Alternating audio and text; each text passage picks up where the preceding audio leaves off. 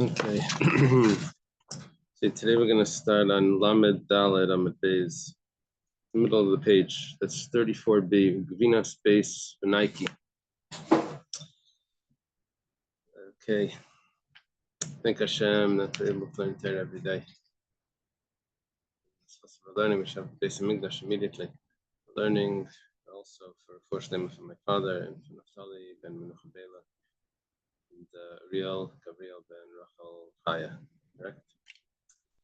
Okay, so the Gemara says like this, we quote what we learned in the Mishnah, that Gvina space Unaiki, the cheese of the house of Unaiki, was prohibited.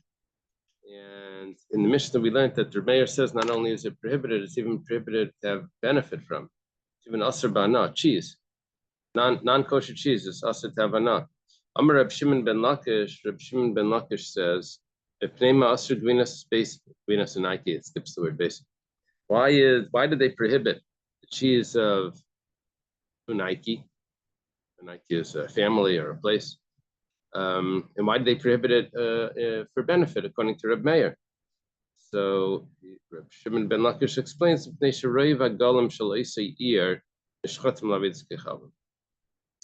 that city, the Unaiki city, the majority of the calves of that city were slaughtered for idolatry. You know, what's the significance of the calves? Because the calves would drink the milk, and inside the stomach, the milk would curdle, and it would pick up the enzymes that were used as rennet for to make cheese. So if you would make cheese, you were taking the milk from inside the calves. And it was asr ba'ana because those calves were slaughtered for idolatry. Basically, you were using idolatrous rennet to make the cheese. Gemara asks, "Nai area roiv hagalim." Who's the one that says that it's asr ba'ana? It's Reb Meir. We know one thing about Reb Meir. Ma'ir roiv hagalim filamiyat nami. Even a minority would also be an issue. The Reb Meir chayish l'miyuta. You know that Reb Meir suspects even to the minority. It's a famous opinion of Reb Meir in Shas that Reb Meir suspects to the possibility, the minority possibility. That's Reb Meir's rule. He says this about Yibum, that the boy has to be 13 years old because we suspect that maybe he would be a saris, he would be sterile. It comes to the levirate marriage because it's supposed to, the only one that can do it is someone that can have children. So if we can't do to replace the deceased brother. I was in yeshiva this week. Rabbi Krasniansky gives a share to the Bachrim. He's talking about in the city of Prague. There was a Rav, his name was David Oppenheim, and on his deathbed, they asked him who should be the new Rav. He said Reb Meir, and then he died. Anyway, for many years after that, they never got a Rav because people would come and they'd say, "What's your name?" And it wasn't Meir. Anyway, the Neder Yehuda came, and everyone liked him. They wanted to make him the Rav. His name was Rabbi Cheskel. So they said, "We have one problem. Our old Rav told us he needs to be Meir." So he said, "What exactly did he say?" He said, "Well, he was on his deathbed, and we asked him who should be." And so he said, "Reb Meir." I said, "No, you misunderstood him. Reb Meir is the opinion that you don't follow the majority if you have to suspect the minority." And Reb Meir was telling you that even though the Gemara says that most people on their deathbed end up dying, but why are you asking me this question? Reb Meir, what about Reb Meir? Reb Meir is chayshes to the minority that survived. So anyway, they liked his answer. They made him the rabbi. Anyway, okay, so Reb Meir is chayshes l'miyuta. So why do you have to tell me that the majority of the calves are slaughtered for idolatry, and therefore the milk that's in them is prohibited? According to Reb Meir, it could be the minority because that's Reb Meir's opinion, and we're dealing here with Reb Meir. The Gemara explains like this: if you say it's the majority of the calves that are slaughtered, so ikamiyat, then you have the minority. And Reb Meir's chayshes the minority. You're right. But if you say that it's the minority of the calves that are slaughtered for idolatry, even the so now we have a majority that's not. Majority that's kosher, right? Doesn't mean it's kosher, but it means that it's not prohibited to have benefit from. And we'll also have all the other animals that aren't calves, that are not slaughtered. So now we have two majorities. So havale miuta de miuta. Now when we're left with is a minority of a minority. And for that, miuta de miuta lechayish Meir. A Meir wasn't chayish for miuta le miuta. A minority of a minority was only chayish for a minority, but not a double minority. What's the double? Double is, first of all, even amongst calves themselves, this is a minority that has a problem. And the second thing is that even that the calves themselves are only a minority of all the other animals that are slaughtered that could have been used for the cheese. It's a minority of a minority. So for that, Reb Meir is not precious. So basically, what we're holding here is that the majority of the calves of Nike are slaughtered, and therefore we're concerned that this cheese should be prohibited to have benefit from. Amar lei Reb Shimon bar El Yakum, Reb Shimon ben Lakish. So Reb Shimon bar Yakum responds. Reb Shimon ben Lakish, who was the one that was saying this over, he said, "Ki nishchatim lavid skam my habi." Who cares that it was slaughtered for Avodah Zara? But you were the one that permitted this. Now, what does it mean he permitted this? You have to hold on for 1 minute. You'll see. The Itmar, there was a statement of Amiram, which means that usually means there's a machlokes. The statement goes like this: If someone slaughters an animal with the intention to sprinkle the blood of this animal for an idol, as an offering for an idol, the blood is going to be sprinkled, or to offer the fats to the idol. So during the shechita, he had thoughts of later on doing another service of this animal, sprinkling the blood or burning the fats for the idol. Rabbi Yochanan holds, he says, Asura, this animal is asur because kasavar mechashrim me'aveda la'aveda, yalfina chutz mipnim. Just like when it comes to a regular karban, if someone has intention during the shechita that he's going to sprinkle the blood in the wrong time, when does he sprinkle the blood? In the correct time. What did he think during the shechita? That he's going to sprinkle the blood in the wrong time. The animal becomes pigul, right? The animal is invalid because during the shechita he had thoughts about sprinkling the blood in an incorrect manner, so the animal becomes pigul. So Rabbi Yochanan says the same thing when it comes to a idolatrous sacrifice. If someone during the shechita has thoughts of sprinkling the blood for an idol, so that invalidates the sacrifice, just like it would invalidate a sacrifice if it would be a holy sacrifice, right? He compares the two. Yalfinan chutz mipnim. Chutz means the idolatrous sacrifice, and we learn that from the holy sacrifice, just like by the holy sacrifice from the inside sacrifice, just like the sacrifice in the temple. If you think about this by the shechita, you think about the sprinkling of the blood, that invalidates the whole sacrifice. So too over here. If someone during the shechita would have intention to sprinkle the blood for an idol, it would be prohibited. And Rav Shimon ben Lakish muteres. Shimon ben Lakish says that it's mutter, which means that he doesn't learn the outside from the inside. He says that it would need to be only on the service itself. So why does Rav Shimon ben Lakish say that when an animal is slaughtered for an idol, we say that the animal is puzzle? Maybe he slaughtered for the idol means that he slaughtered it with the intention to sprinkle the blood for the idol. And according to Reish Lakish, that's mutter. Of Hana. It is Hana. That's why it was that little, that's why it's asur. Are you talking about Reish Lakish? No. Does the animal become invalid? Is the animal considered a sacrifice to an idol if you didn't have the intention exactly on the service itself? We have an assumption here that when the animal was slaughtered, he intended to do another service of the animal, sprinkling the blood or burning the fats for an idol. Rish Lakish says that that's not a problem. So Rish Lakish comes along and says, why is this cheese usher? Because you did this sort of sacrifice with the cheese. He said, yeah, but you hold that that's not a problem. That's what he's asking. If Rabbi Yochanan holds it is a problem, Rish Lakish holds it's not a problem. Like, by the way, Rish Lakish holds that his intention was really to offer it, and then by the way, he used the rest for something else. By the way, what do you mean by that? Like, like he used it like to sacrifice, and then whatever was left over, he used it like for the side of it. No, what we're saying is that he slaughtered the animal, and while he was slaughtering it, he's thinking that I'm going to sprinkle this blood on an idol. According to Rabbi Yochanan, according to Rish Lakish, it doesn't. So we're asking Rish Lakish, you're the one that's claiming that the problem with the cheese is because you did this, but you hold that this is mutter. Yeah. Because when you see the Gemara's answer, you're going to ask, why was the Gemara thinking that this was the case?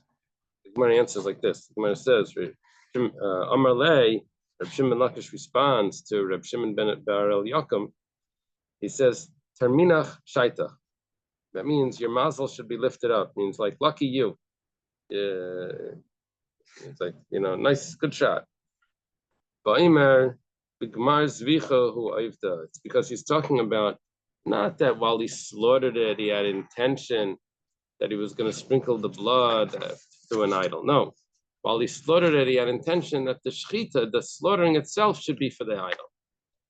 Yeah, the whole question was based on an assumption that was incorrect. Now, the actual wording over here is the Gemar Zvicha hu oivda. At the end of the Zvicha, at the end of the shechita, should be the service of the idol. So the reason for that is because Rish Lakish also holds that the shechita takes place only at the end. You have to cut the neck of the animal, but what part of the neck you have to cut? If it's an animal, you have to cut the majority of one of the pipes. If it's a bird, both pipes, right? Is it the opposite? I forget. Yeah, whatever it is, the last part of the shechita, according to Rish Lakish, that's the validating fact. That's the chalais. That's when the shechita takes place.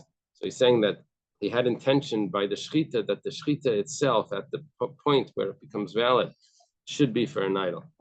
Okay. Okay, so that explains the base Nike cheese. You have a question why the base Nike cheese is you can't have benefit from. This Gemara explains it. Base Nike. Yeah, it's a cheese company. Yeah.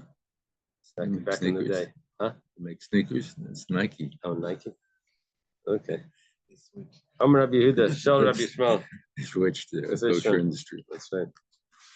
They switched from cheese to sneakers.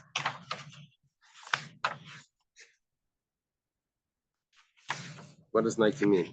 It's a Greek word, right? I mean, like I got it or something. Uh-huh. Was the guy running through the street saying, no, he was screaming Eureka. Yeah, that's Eureka. What was Nike? Nike was something else. Some other guy was screaming Nike. It was the guy that ran from the marathon thing. When he made it back, he said Nike, and then he died.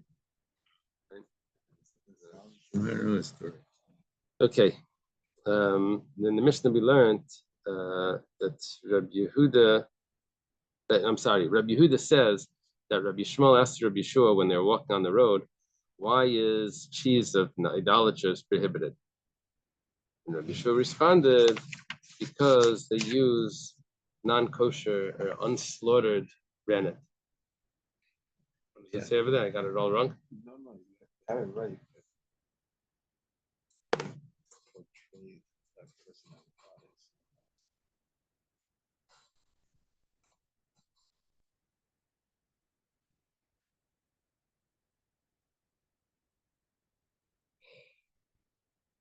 It means victory. I think it means victory. No, I don't know about that. I thought he ran. There was a war against something, or against. against the Persians in something, and he came back and he said Nike. Okay. It shows that they adopted the name in 71. 71 CE.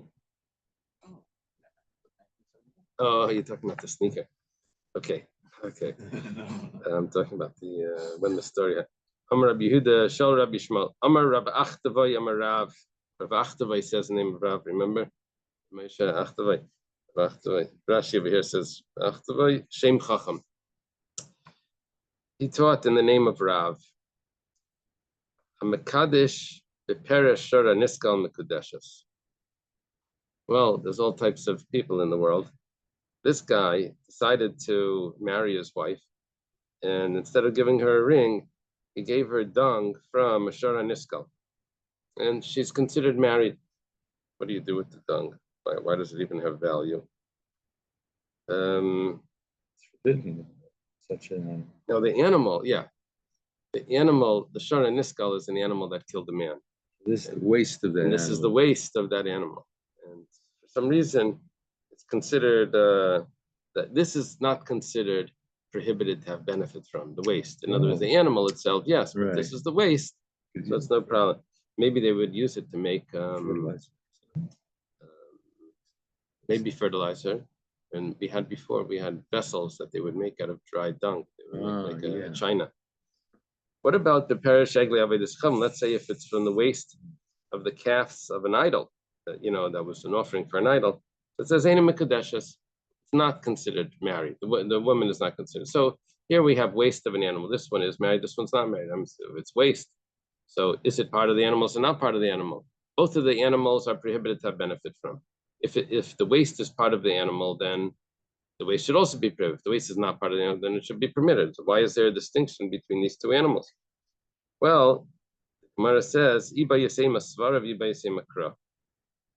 We could say that the distinction is either logical, or we could say the distinction is based on psukim. Iba Yasema Svarav, if you want to say the logic, because Gabli Yegli Avedis Kam Nichalil Ben Afe, Gabi Sharniskal, Nichalil Ben Afe. What do you need the Sharniskal for? Nothing. It's getting killed. You don't care if it's fat or not fat. Right? There's nothing you can do with it. What about the idol? The idol, not the idol, the offering to the idol, that you want it to be a plump animal. So the more waste that it has in it, the more plump the animal is. That's the person that's offering it. So he gets benefit. To him, that waste is considered significant. So therefore, the waste is also prohibited to use, to have benefit from. So over there, the waste is prohibited to have benefit from. If someone takes it to marry a woman, so it's not counted because you couldn't have benefit from that waste.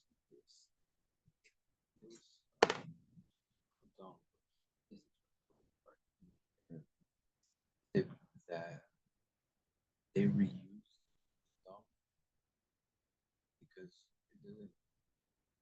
it's like he's not supposed to have benefit from it because it was related to idolatry. Correct. So, but then here, there's one opinion that says that it is allowed, and so why is it allowed? Is it because of the plastic container? That you brought it back. No. When it comes to the idolatry, we say that it's not allowed. When it came to the Shara Niskal, the ox that killed the man, we say that it is allowed.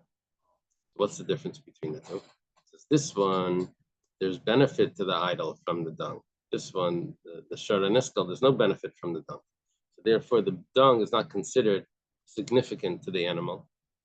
But by the idol, the dung is considered significant. So therefore, you can't have benefit from it. Is it considered part of the offering to the idol? Yeah. Is it considered part of the animal that killed? Don't consider it part of the animal that killed, so you but we do consider it part of the offering to the idol. And the difference is because it makes it fatter. Okay. Is there an argument here about that? No, so far there's no argument. There's just a distinction. Iba Yisei Makra, if you want, we can say it's based on a pasuk. It says that you should not take anything from the idolatrous city. It says says that you have to kill the ox when it murders a man, but you don't, and you can't eat the flesh. The flesh is prohibited. 34b on the bottom. The flesh is prohibited, but the waste, the excrement, is permissible. Amar Rava. Rava says, Tarvayo Tinani. Both of these that we learned in the Mishnah. What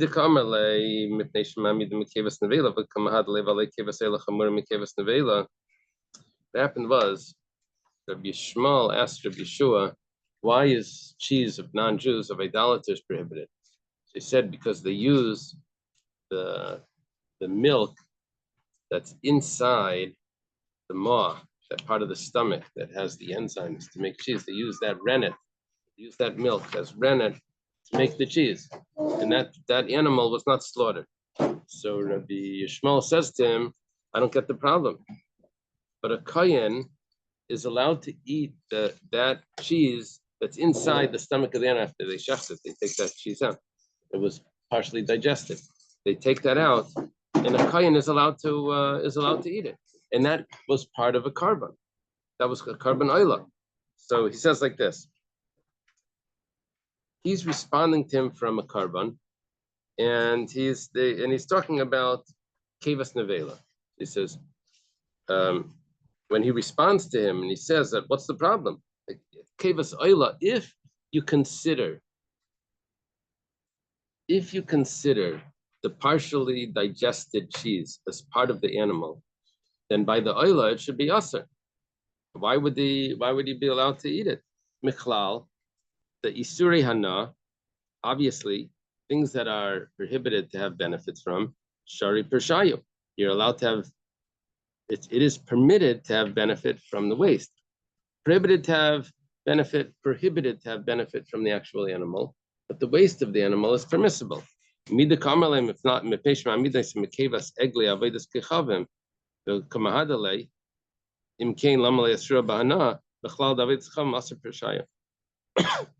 see, I only went over the first part of the conversation. It was another part of the conversation.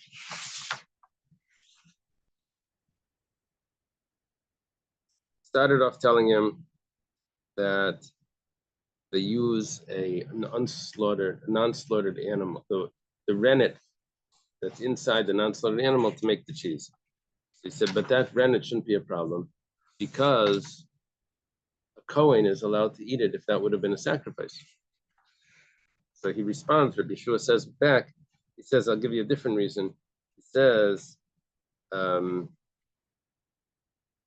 because they use the rennet from inside the calves that were slaughtered for idolatry. So Rabbi Yishmael says, so if that's the case, so then the cheese should not only be prohibited to eat, it should also be aser ba'ana, prohibited to have benefit from. Prohibited to have benefit. You can't sell it, you can't use it for anything. You can't give it as a gift. So what Rava here is saying is that when it came to the sacrifice, when it came to aser ba'ana, when it came to that, we said that it's permitted to have benefit from. When it came to the idol, we said that it should be prohibited.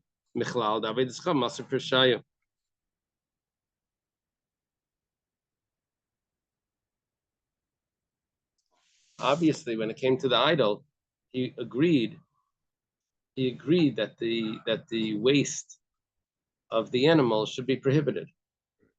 Why? Because the person wants the animal to be fatter. Okay, why do we not say the same thing by the oila,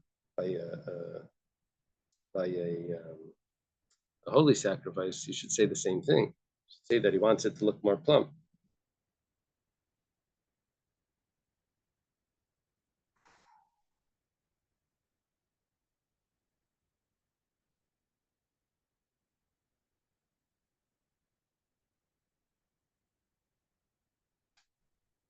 Is there a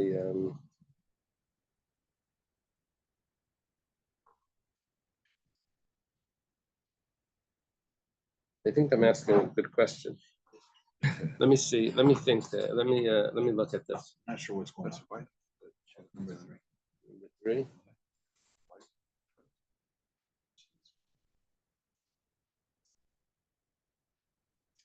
Special calf that was sacrificed for the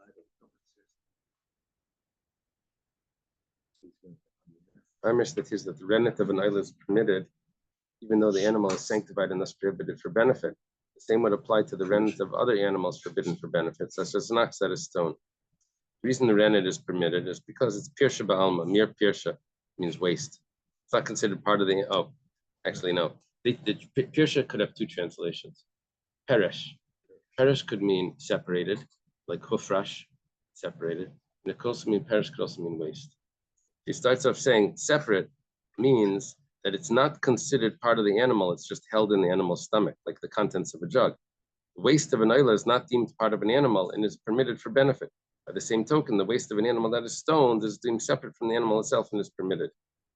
Some Rishonim ever explain that the oila is permitted because it's considered pirsha, refuse. Okay.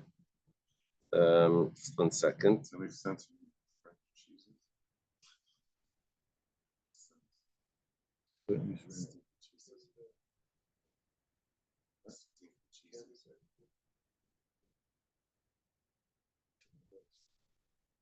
Although the same could be said to be true of the rennet of an animal used as an oila sacrifice, that you want it to look plump, the law is that the sanctity of an oila attaches only to those parts of it that are fit for the altar. It is for this reason that the law is that the hide of an oila offering is distributed to the kainim. So we're looking at these two types of sacrifices differently. When it comes to an oila, a person consecrates the oila, so the oila becomes holy. But what part of the oila becomes holy? Only the parts that are edible, not the hide and not the waste. So therefore, the waste is allowed to be eaten by the kainim that's so inclined to eat it. When it comes to the idolatrous sacrifice, so any part of that animal, even if it's not edible, but anything that makes it look fatter that the person wants for the idol becomes prohibited. That's the distinction here. The interesting. Okay, that's not the point. That's answering a question on the Gemara. The point of this Gemara is to say that when it comes to anything that's prohibited to have benefit from, that's not idolatrous, the waste is not counted, and therefore the animal that's being stoned, you're allowed to use to marry the woman and whatever, the waste. And when it comes to the idol, the waste of the idol, the offering to the idol is prohibited. If someone wants to marry a woman with that. Question. I thought the waste product doesn't start till the colon, the large intestine. Very good. Because digestion is in the stomach, malasphera, and then in the small intestine. So why do we keep on talking about stomach and waste? So there's a discussion here. What I remember in the Shulchan Aruch is that there was a distinction between if it's still milk or if it's liquid or if it's solid, because it starts to congeal inside the milk. They said was not waste. The solid of it was waste. So it's beginning of the process of it becoming waste. So it's an interesting discussion. Remember, there was a. Are you learning the? You're not learning Yoreh Deah. You're learning Tocha Shabbos. You're learning brachas now. In Siman Pezayin, there was a shach that had this thing, the discussion about the translation of the word perish, discussing a lavush. And it came out over there that it's considered that it was like a misunderstanding in the word. And it turns out that it means waste, and there's no problem with that.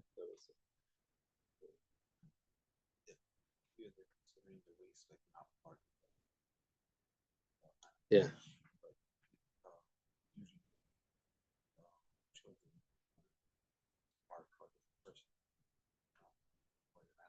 Yeah. You're asking that if a fetus is part of the animal, so why isn't the waste part of the animal? That's what you're asking. Yeah. I think because the blood flow is going from the mother to the fetus, but the waste is just being held inside. It's on its way out. It's just a container. It's not a. Okay. The Gemara now asks why my time. I'm sorry. The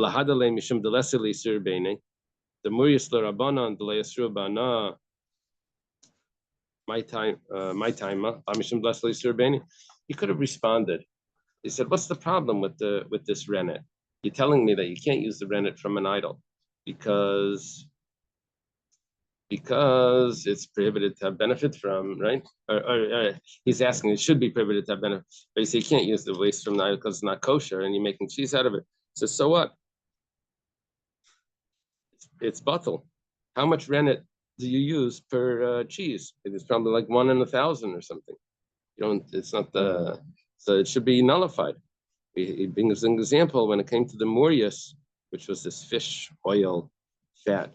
That there we say that possibly there was a drop of wine that was added in.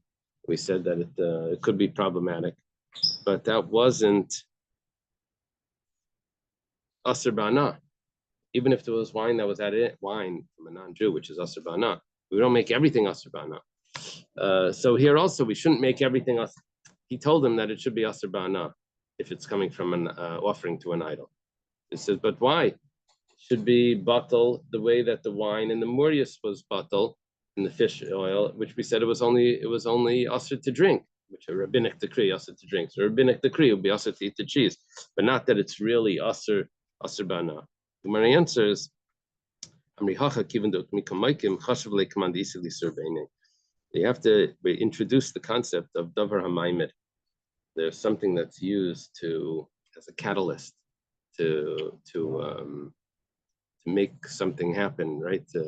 It's an enzyme that causes this reaction.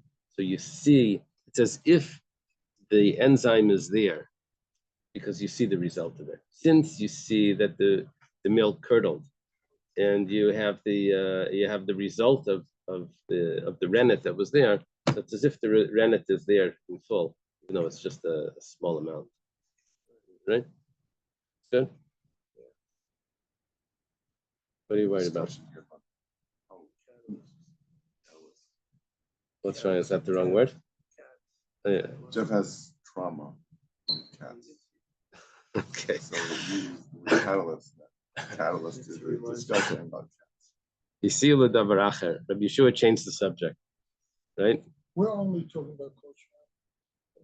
We only discuss kosher. The reason why we're only discussing kosher animals now is because the cheese is only made from milk from kosher animals.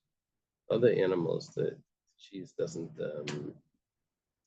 the milk doesn't turn into cheese. That's because it needs multiple stomachs. Malas agera, the rennet's in the last stomach. No, but what no, if I'm not talking about the rennet where you get the rennet from. I don't know where you can get. You can get rennet from maybe from other. I'm not sure, but when it comes to milking an animal, there's a different part of the animal the milk comes from. That only from the kosher animals will that milk turn into cheese. Pig milk won't. Pig milk won't turn into cheese. Yeah, I have to Google because it. a pig doesn't chew its gut. It has the rennet. It doesn't have enough stomachs. That's what I'm No. saying. I'm talking about the milk production, not the way it eats its food. The milk, the way the milk that a pig gives will never turn into cheese. Maybe it's shaykh to the fact that Maybe its own milk. Maybe it has to do with doesn't that. have the stomachs to make. That could be. That could be. But I just have to make a distinction that Rennet Stein. Rennet Stein. Okay, fuck it. Okay. They changed the subject. They changed the subject. Rabbi Shua doesn't go back to answer the question that Rabbi Shmuel was asking. Why is the cheese? That's why Rabbi Shmuel is such a good question. Saying, why is the cheese of a non-Jew not kosher? How bad could it be? The milk had to come from a kosher animal, right? That's why it's a good question. Rabbi Shua changes the subject. He says, he asks him, what's the meaning of the verse that because it says he kisses me with the kisses of his lips, because his love is better than wine. Your love, because your love is better than mine. Okay. When Rav Dimi came, he said, that this is a mashal. It's a parable. It says it's really the Jewish people that are saying to Hashem, Rabbeinu Shalom, Master of the world, Arevim Malai Divrei Deidecha. The words of your beloved is more sweet to me, more than the wine of the Torah, which means that the Divrei Seifrim, the words of the sages, are better than the written law. Rabbi Yishmael was asking Rabbi Yeshua, why is the cheese prohibited? And he says, don't mess with the words of the sages. Maishna Haikra the Shaila, why is he answering him this pasuk? Maybe the words of the sages you can get from other things. He's actually telling him from the beginning of the pasuk. He says he kisses me with the kisses of his mouth. Amalei, Rabbi Yeshua is telling Rabbi Yishmael, Yishmael Achi, Yishmael my brother, Chashoik Sifseisayach Zubazu Val Tiva Lahashiv. Zip it. Yeah. Clench your lips together like the person is kissing. He puts his lips together and don't answer right away. My timer. What's the reason? It's a new decree and we don't loosen it. We don't discuss the new decrees for a while. We make a decree, we don't discuss it. And because if we discuss it, then the reason may come out and people may say, I don't hold to that, and so make a decree and that's it. I read in this book, Jeff, you gave me this book about principle. Remember that book you gave me, Rabbi Ginsburg? Yeah. Anyway, in there it says that if you have to send the kid home from school, so it says you don't discuss it with the parents for the first 24 hours. You send an email, your son has to be picked up. Tomorrow you can call me to discuss. So what happens at the beginning, within the first 24 hours, they yell at you and that thing and this. After 24 hours, they come down, and then you can't have it. You can't. The first 24 hours, you can't have a rational discussion. You have to say, "This is what we're doing," Anyway, so by the decrees of the sages, for 12 months, they don't give you any reason. It says this is a decree. You want to talk about it? Wait 12 months. We'll talk about it after 12 months. Rabbi, probably after 12 months, they won't have to talk about it. Never sent it. Don't make me talk about it. I was listening to a psychologist yesterday, and they said he was describing this new society now. Be very quick. That it's immediate gratification, this and that, kids, the phones, and this. 15, And he said, 14, it used to be if you sent your 13, kid home, that's 12, it. You sent your kid 11, home, and then the parents 10, did whatever they were going to do with the kid. Now the 8, parents come right back into 7, the office and said, 6, what did the teacher do to 5, make my child act that way? 4, 3. You did. So, Amar Ula. So my timer, what's the reason for this? Okay, we said Gezer. My Gezerta, what is the decree? Amar Reb Shimon ben Pasi, Amar Reb ben Levi, Mishum Nikur. Unbelievable. Problem over here with this cheese is that maybe a snake drank from the milk. That's what, and he wasn't saying the reason. He was telling him this reason, that reason. He was covering up. So why couldn't he tell him the reason? This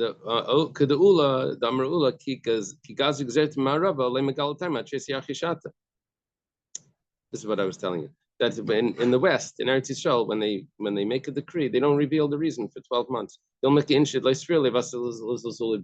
Maybe there's someone that won't hold of it, and then he'll say he won't follow it. He said, "Well, I don't hold of that." He won't follow it, and then people also won't follow it. So first you have to get the decree out, people follow it, and then afterwards you can discuss. Megadif bar Rabbi Yirmiyah, he rejected this. Miyata Yavsha Tishteri, we said that if it was a snake put its venom in it, then you can't age it. Instead of it aging, it would go sour. That's what we said with the venom of a snake. He says if that's the case, then if you age the cheese, then it should be permissible. Or if you dry it, it should be permissible. Yashan, or if you age it, it should be permissible. You can't dry out the things that the venom of a snake is in, because it won't dry. And Yashan, if you age it, it's also permissible because it won't allow it to age. It will sour before it ages. So therefore, by the cheese, it should be permissible. If the whole issue was because there's venom of a snake in it, and the goyim, they weren't careful with covering things for snakes, so then we have certain cases where it should be permissible. Two pshatim here. Rashi's pshat is that a new interpretation. The new interpretation is that in the cheese, there's probably non-kosher milk. Why would there be non-kosher milk in the cheese? The milk of a non-kosher animal doesn't make cheese. He said, yeah, but originally he put all his milks together. Then he decided to make cheese.